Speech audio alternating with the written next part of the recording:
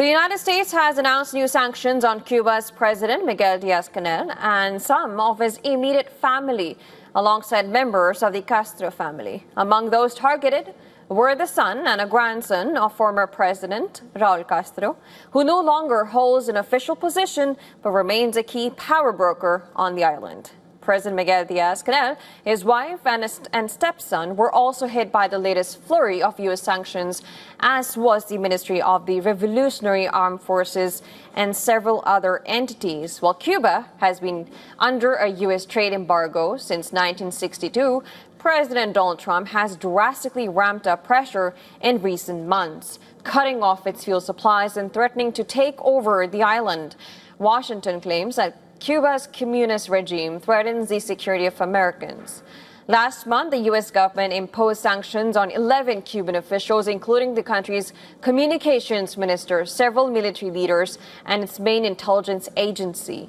The U.S. also charged Raul Castro with murder for his alleged involvement in a 1996 incident in which Cuban jets shot down planes operated by a group of Cuban exiles.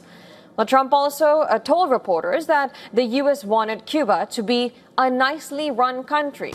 Trump has repeatedly stated it could be next to fall after the January overthrow of Venezuela's socialist leader Nicolas Maduro and the U.S. campaign against Iran.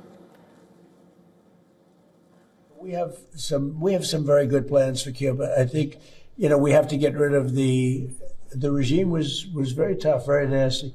The difference is now they don't have money coming in. They had a lot of money coming in from Venezuela. They don't have any money coming. They had oil coming in. They had money coming in. But we're going to take care of Cuba. Mr. President. Meanwhile, the Cuban president bashed the aggressiveness and perversity of the United States.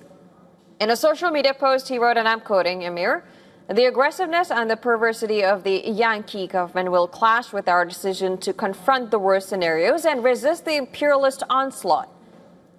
He added that the sanctions strengthen the blockade and scenario of conflict between Cuba and the United States. Meanwhile, Cuban citizens remain concerned.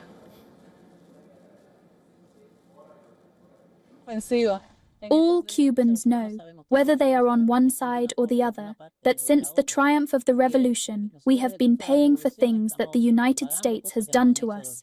This new sanction is one more. It is nothing different or distinct. And well, here we are.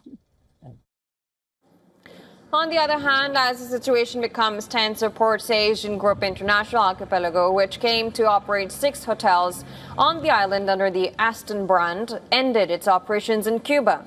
Cuba will also suspend Visa and MasterCard transactions starting on Saturday. Its central bank has stated as such. The bank cited sanctions imposed by the United States that in recent days have led a swathe of foreign businesses to sever ties with the Caribbean island.